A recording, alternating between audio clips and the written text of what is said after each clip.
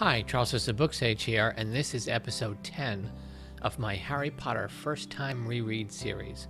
And today I am discussing chapters 5, 6, and 7 from Harry Potter and the Prisoner of Azkaban.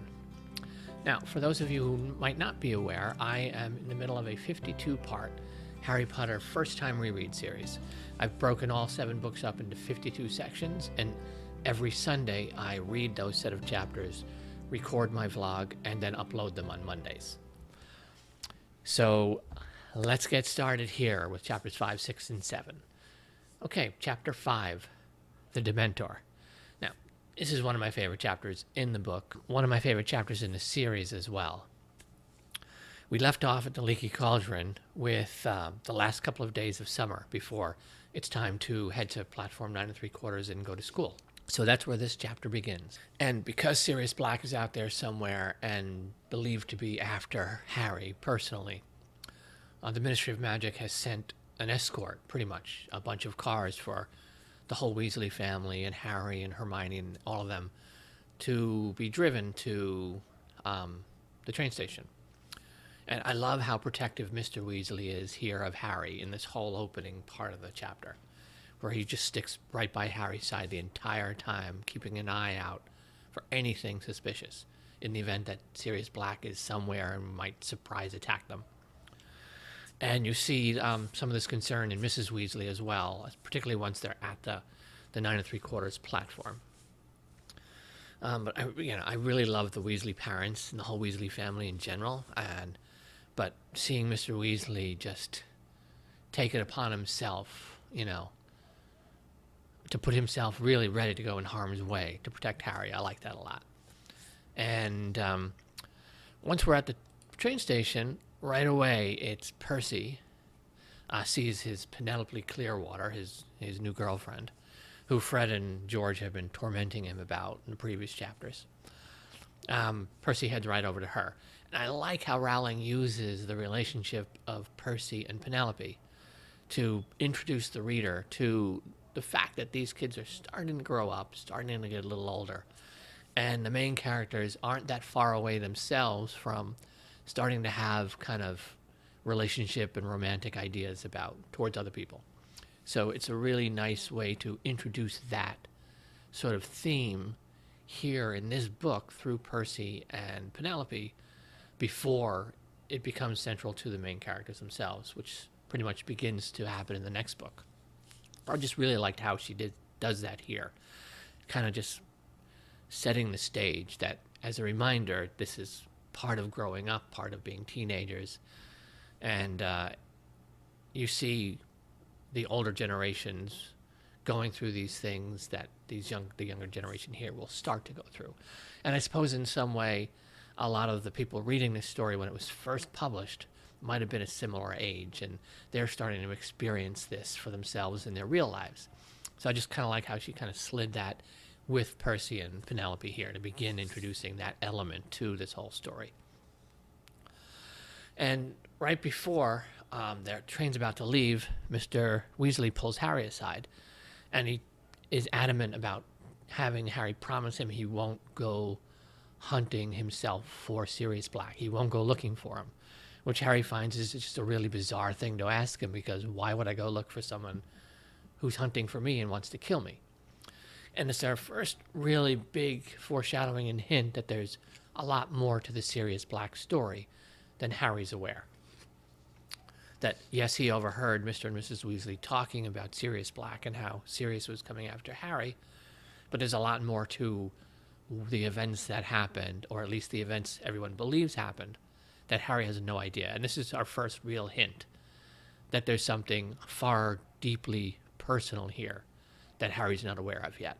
But then we're on the train, and the train takes off, and Harry, Ron, Hermione, and Ginny find the only car that's just almost empty.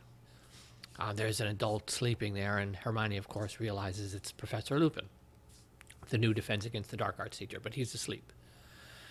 And Ginny is sent away because Harry wants to tell Hermione and Ron what he learned, what he overheard the Weasley parents talking about. And they kind of have a big, long discussion about all that stuff. And we get here, there's this wine coming out of Harry's trunk, and it's Ron's sneakoscope that he had sent to Harry from the owl in one of the earlier chapters. And I don't remember at this point if the sneakoscope comes up later in this book. It seems an odd thing to bring up at this moment. So just as a reader, I'm going to assume the sneakoscope is going to pop back up later in this story, later in this book. But I honestly, I've only ever read this book once, many years ago. So I don't recall. But I'm just going to assume it's kind of like, why drop something in like the first act that you expect that thing to be used by the third act? But we'll see. Though I guess technically this could be the second act. But anyway, it kind of just stuck out to me that Rowling would make a point about the sneakoscope. And then we're reminded here again of Hogsmeade. And that Hogsmeade is going to play a role in this story. And while Ron is waxing poetic about the sweets and all the candies and the delicious things, Hermione launches into the history of Hogsmeade. And we hear about the Shrieking Shack, which may be the most haunted place in Britain. And again, Rowling does a great job of info dumping here.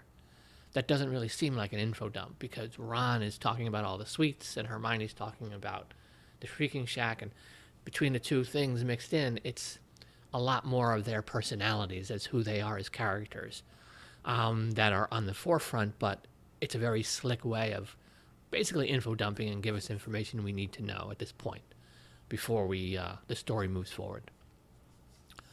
And it's setting up important plot points for later in the book. Again, very nicely done, just kind of slid in here casually. Harry, of course, reminds them that he has no permission, so he's not going to be able to even go to Hogsmeade.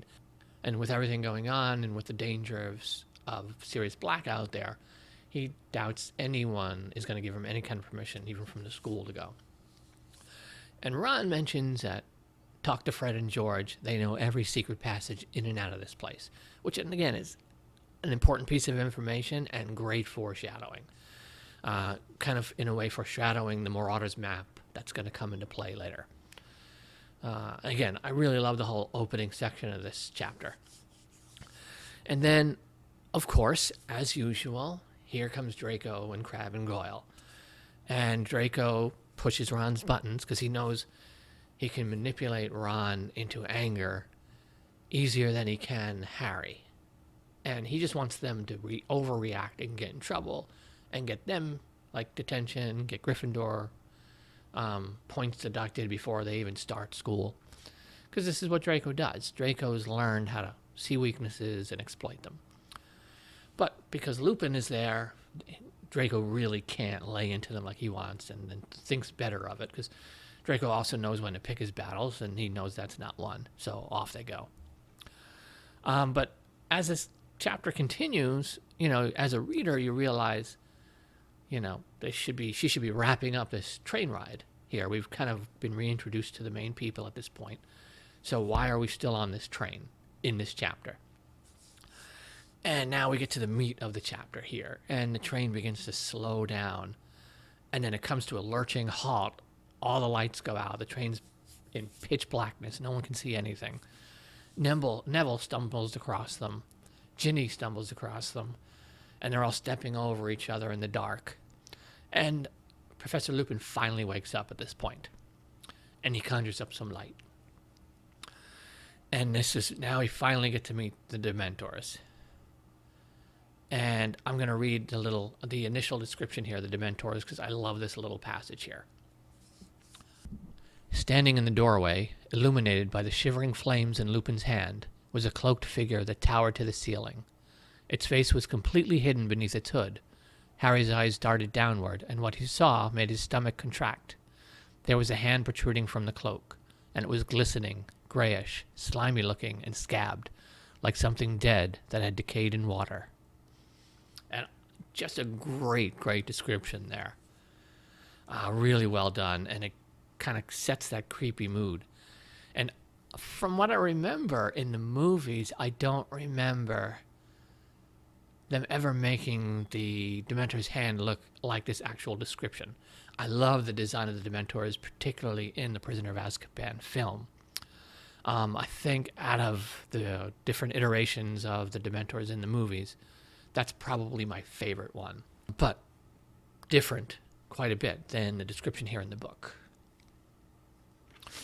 And now we get an interesting thing here. Harry passes out. The Dementor sees them, starts sucking. They just feel cold all the way down to their very bones. All joy goes out. That whole feeling of happiness and everything goes away, and there's only cold and emptiness. And then Harry hears screaming and passes out. And then he wakes up, and Lupin gives them all chocolate, tells them to eat it, and then off he goes to talk to the conductor. And what's interesting here, Ron and Hermione explain like what happened after Harry passed out, and that Lupin had confronted the Dementor, and Ron describes a silvery thing shot out from his wand, which is probably Lupin manifesting at least the very beginning part of his Patronus power, without a full Patronus being manifested there in the room, in the cabin. And again, a nice little kind of foreshadowing of the whole Patronus ability that it plays a big role in this book later.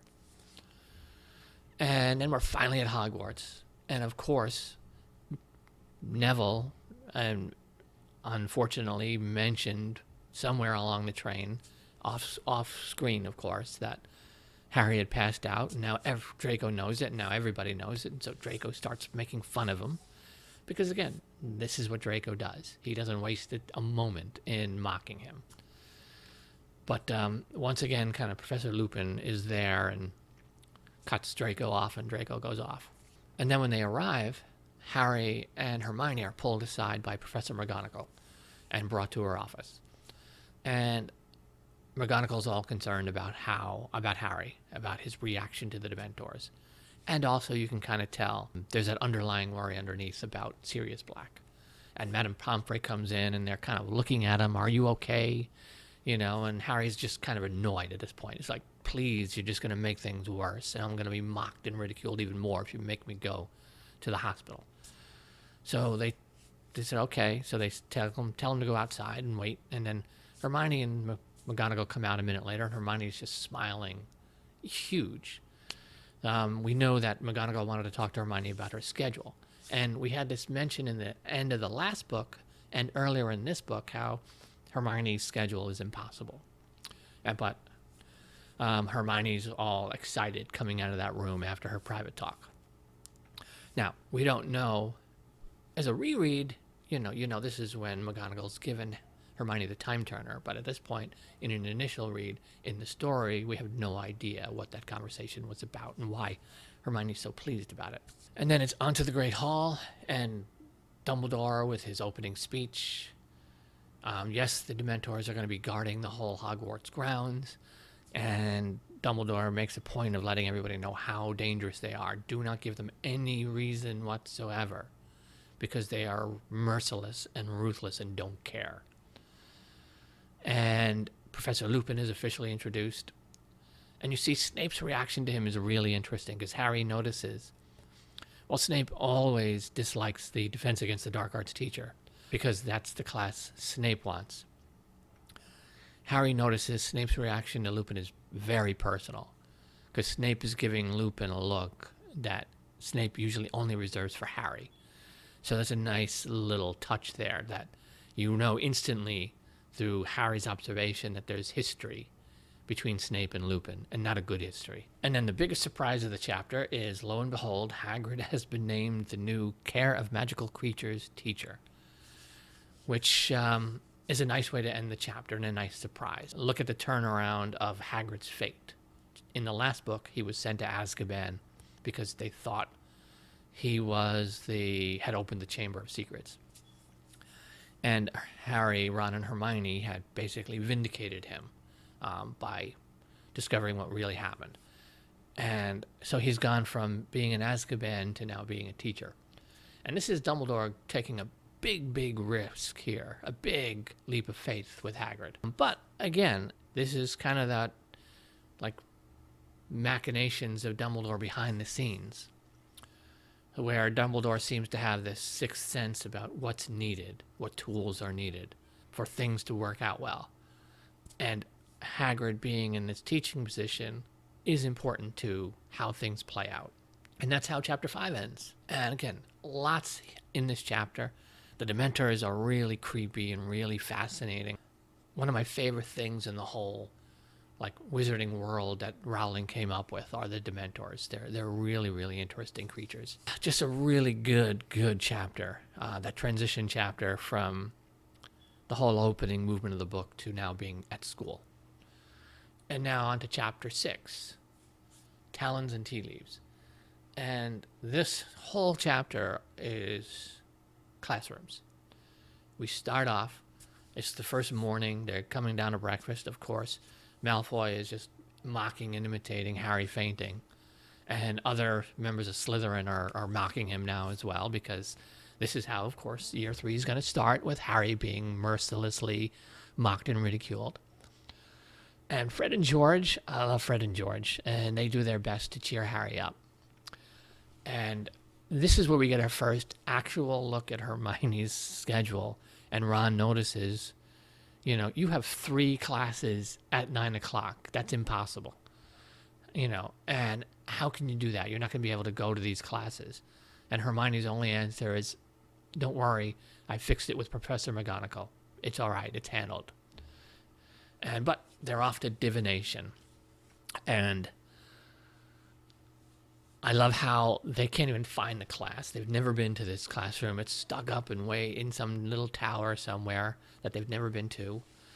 And there's some crazy knight in one of the paintings who starts wanting to challenge them until he realizes they're on a quest to find the room. And he leads them painting by painting by painting to the staircase to get up to where the classroom is. And I love absolutely everything about this divination scene.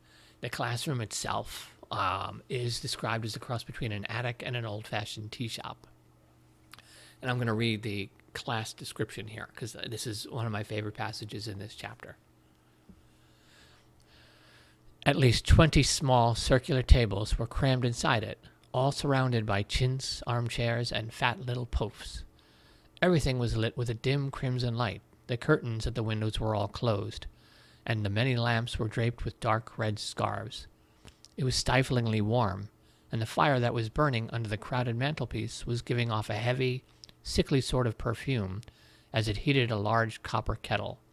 The shelves running around the circular walls were crammed with dusty-looking feathers, stubs of candles, many packs of tattered playing cards, countless silver crystal balls, and a huge array of teacups.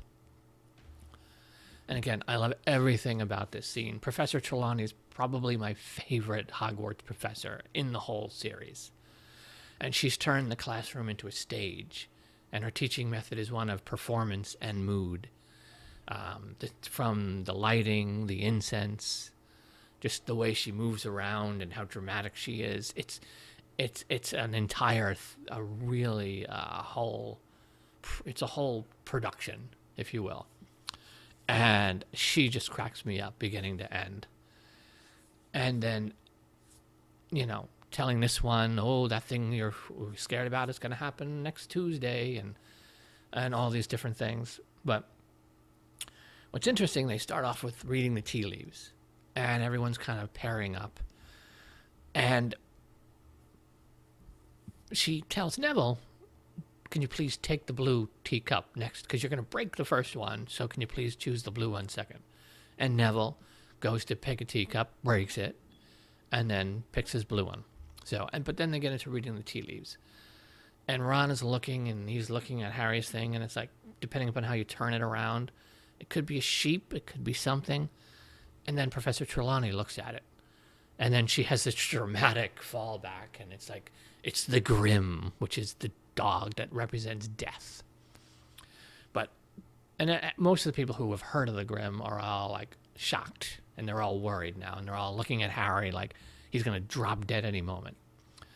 But Harry, he remembers the dog on the cover of the Death Omens in Flourish and Blots, and the dog he saw in the shadows back near the Dursleys' home right before the night bus came to pick him up and take him to the Leaky Cauldron.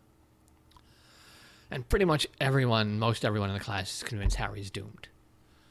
And that's how Trelawney ends her first class. It's so traumatic and traumatizing that there's no point to even continue the class for the day. So you're all kind of dismissed. And I could go back and reread this scene over and over and over again. I love it. And I really enjoyed it in the movie as well. But we are on to Transfiguration class and Professor McGonagall's class. And I like how Rowling does the beginning part of this. Harry's all distraught. He can't pay attention. And Rowling just kind of mentions that Professor McGonagall is talking about animagi, the wizards who can transform themselves into animals at will, which is critical to the story in this particular book. But she's just kind of throwing that in there, but she's making you not really pay attention to it. You're focusing on Harry and how upset Harry is about, him thinking now I'm doomed. And McGonagall even changes into her tabby cat like we saw at the very, very beginning of the first book. And then McGonagall realizes, what's going on here. I usually get lots of applause when I do that. And then she realizes the whole class is kind of upset. And then Hermione tells them about the divination class. And McGonagall tells them, it's like, divination is just, they're so rare to have any real talent in it. And Professor Trelawney is always telling one student every year that they're going to die, and none of them ever die. So there's nothing to worry about. Don't worry about it. Let it go. Professor Trelawney she doesn't want to say and come right out and say she doesn't believe Trelawney is a true divinator, if that's the right word. But she kind of hints at it. And you get to kind of see what the other teachers feel about that kind of class and that kind of wizarding magic. Trelawney is tolerated because we learn later Dumbledore has her there and likes her for his own particular reasons as well. But what's interesting about that is as much as Hermione dismisses Professor Trelawney and as much as Professor McGonagall dismisses Professor Trelawney, Trelawney is right when it comes to Neville. She can see that Neville's going to break that cup. Now, you could say it's a lucky guess, or you could say for some reason she's in tune to Neville, which we learn much later, in many books later in this series, that she actually is, because of her prophecy that we learn that she had kind of seen, that Dumbledore is one of the few people who knows about, that involves Harry and Neville. So I like, even here, early on in book 3, Rowling is laying the groundwork for important plot points much, much later in the series. She's really, really good at it. This is one of my favorite things about, as I'm picking up on this reread, of how much of later events are already being layered into these early books here. So, but at this point, though, the class is over, and Ron and Hermione later get into an argument about it. Hermione is dismissing divination because, one, she doesn't like anything that you can't learn just through books. It's part of who she is. And two, she likes arithmancy so much better. And Ron is like, how the hell can she like arithmancy so much better when she hasn't even had an arithmancy class yet? And even though we don't know now, but we learn later that she's been going to multiple classes at the same time with the time turner. But we begin to get hints that there's something up with Hermione, that she's up to something, that Ron is kind of beginning to grasp that there's something here we're missing, Harry, when it comes to Hermione. But they aren't paying enough attention yet. But next, it is on to the Care of Magical Creatures class. And I enjoyed this in the movie, and I enjoyed it here in the books as well, where it's Hagrid's first ever class he's teaching. And of course, it's the Gryffindor and Slytherin. So naturally, unfortunately for Hagrid, he's got Draco Malfoy in his first ever class.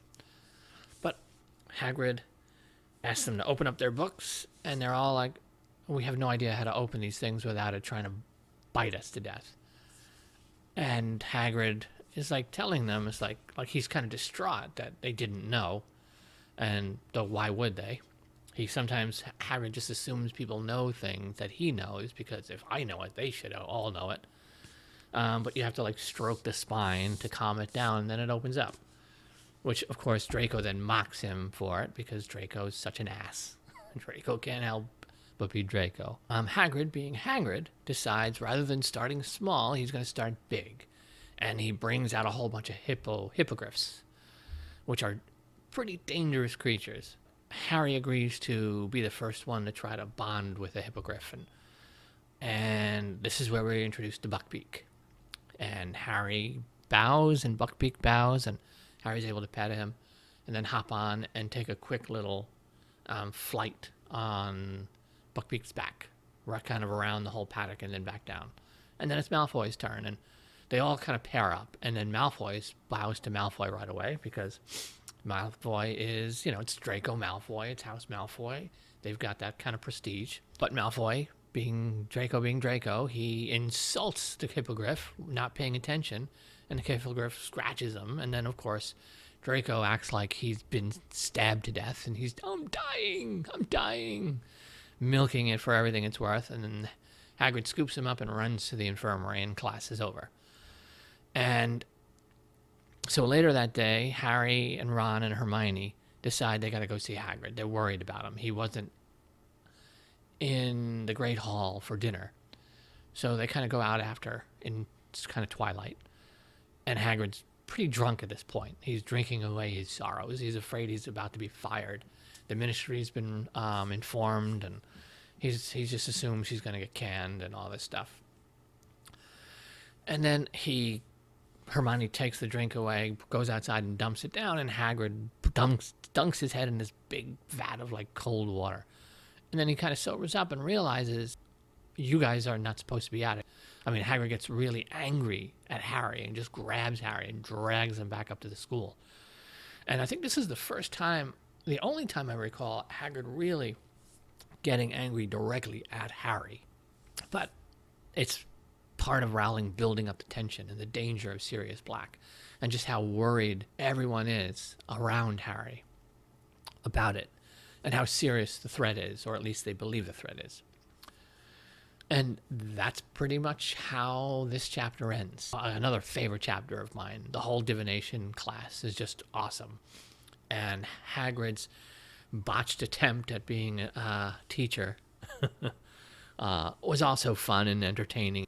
But it's also especially important for events that happen later in this book. It's that bonding moment between Harry and Buckbeak needed to take place. And this goes again back to Dumbledore and just how much is he aware of what's happening and what's coming. Because he had to have known, in a way, that this bond needed to take place.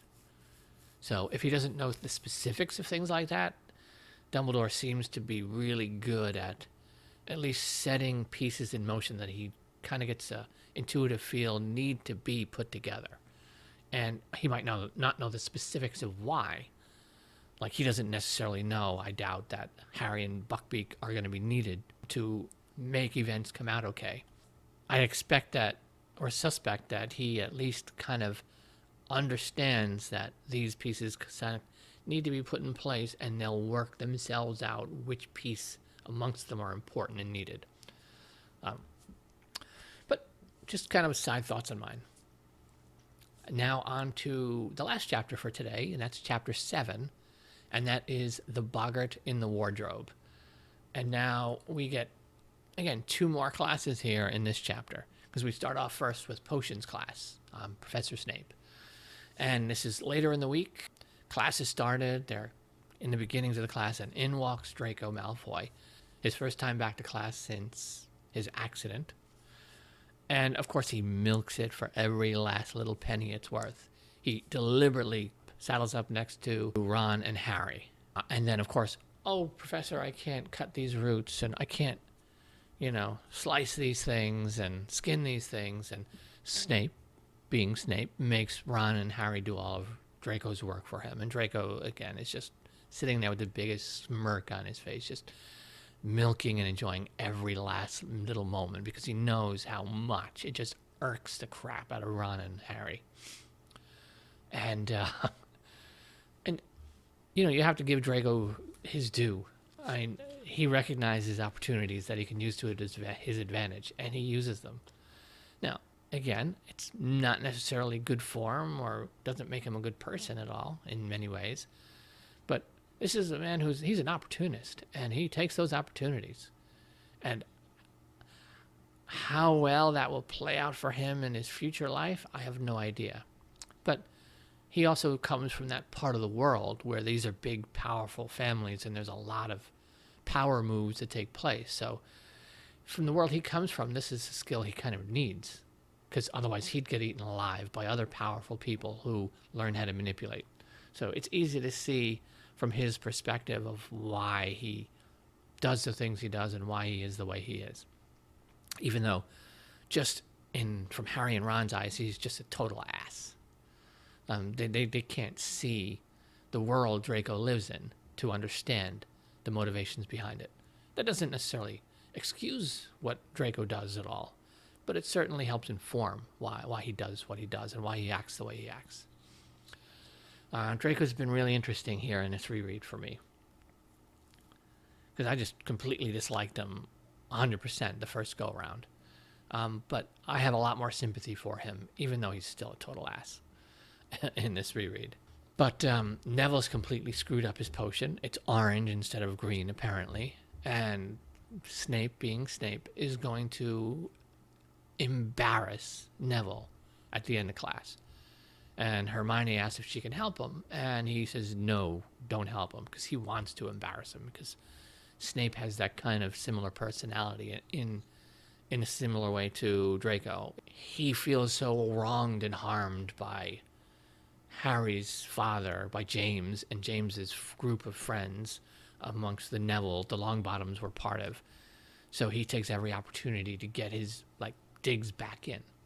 And it's not Neville's fault. It has nothing to do with Neville. But Snape doesn't care. It's a failing of Snape's character in a way that Snape is willing to punish children for the sins of their parents. Hermione sneakily helps Neville anyway, and then gets points deducted from Gryffindor because, she helped him, which that's Snape being Snape. I think, but one of the important parts of the scene here is right at the end of the class, when class is over and they're walking up the stairs to leave, and Ron is saying something to Hermione. Hermione's right behind him on the steps, and then suddenly she's not there, and she's all the way down at the bottom of the steps in an instant somehow. And she catches back up to them, and this is another indication that there's something strange going on with Hermione. And Harry's not really noticing it at all, because Harry's lost in his own thoughts and his worries about why did the Dementor cause me to faint, and is there the Grim real, and is death coming for me, and all these things. Ron, however, pays a lot more attention to Hermione than he lets on. And we're seeing that here because he's noticing that something's weird with Hermione.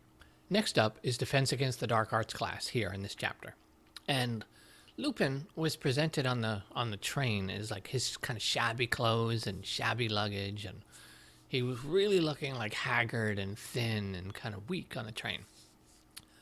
And here he is, he comes walking into class, and he's still kind of got his kind of patchy, shabby clothes, but he's looking a lot healthier now. And again, a minor little detail about his appearance, but really smartly done foreshadowing here and kind of layering and setting up the reveal later for Lupin. And Rowling does it very well. And she does this throughout these first few books here. She just kind of drops these little things in. She doesn't make a big deal of them. She just kind of slides them in there. And I like how she does that. But Lupin is going to start them off with a demonstration class. And this is the first time, here they are, year 3, where they're getting a practical Defense Against the Dark Arts actual class. And he takes them all the way down to one of the teachers' rooms, and Snape is in there and insults the crap out of Neville again on his way out the door.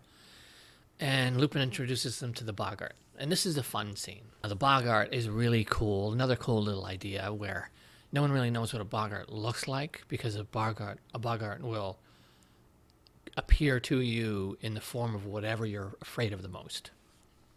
So each person will see a different thing. And Lupin is teaching them the ridiculous spell, that the way to combat your fear and a Boggart using your fear is to take it and turn it into something funny. to make it comical. And laughter is the biggest weapon against a Boggart.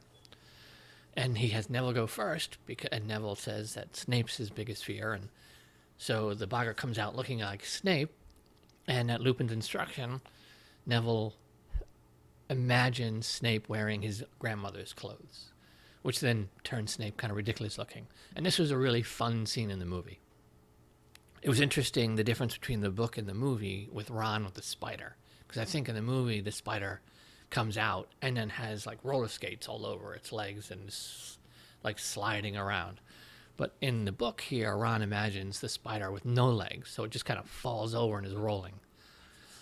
And we see all these different shapes it takes for, depending upon all the different characters. But what's really interesting when the Boggart finally turns to Harry, Professor Lupin jumps in its way and gets in front of Harry and calls the Boggart's attention.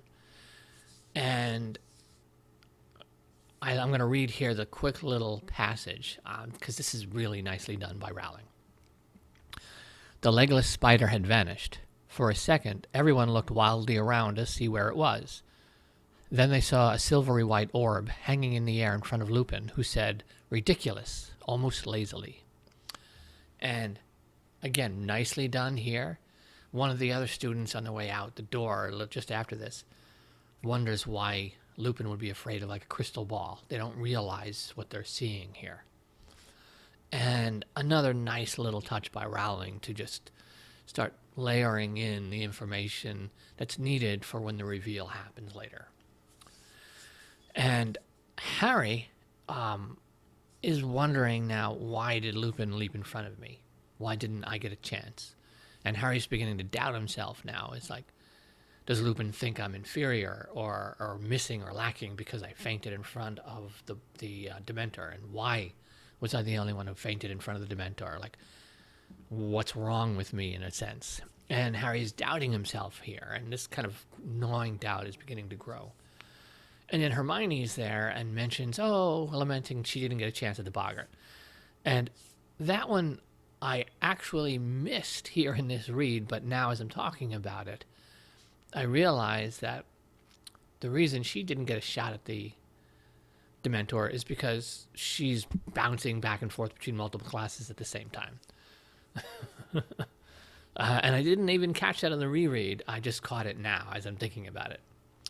But that is how the chapter ends, with Harry kind of wondering and doubting himself about what's wrong with me. Why am I so susceptible to the Dementors? And does Professor Lupin himself now kind of doubt me as a student because he jumped in to sort of protect me?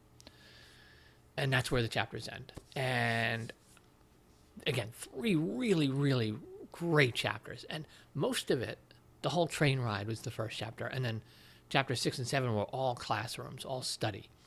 But we got introduced to each class. Again, Professor Trelawney, I think, is my favorite Hogwarts teacher. She's just pretty awesome. And is she a Ravenclaw? I'll have to look up. I don't remember if she's a Ravenclaw or not. I'm just curious. So now next week, it will be episode 11, and it will be chapters 8, 9, 10, and 11. Flight of the Fat Lady, Grim Defeat, the Marauder's Map, and the Firebolt. So lots of really good chapters coming up here next week as well. So that is chapters 5, 6, and 7 of Harry Potter and the Prisoner of Azkaban. This is, my favorite book, my first time around, and I'm really, really enjoying this. Again, she's just gets better and better and better as a writer as the series goes along. And I'm just super excited. It's hard to not just keep reading this, but I'm sticking to my schedule. So I am going to wrap this up here. I hope you've enjoyed this. I want to hear in the comments from you what you think of these particular chapters in this book, what you think of this book overall, where does it rank for you in the 7-book series. And I'm going to leave it there. Please hit me up in the comments. I love discussing this stuff. I want to hear from you. And I am Charles the SirBookSage. Happy reading.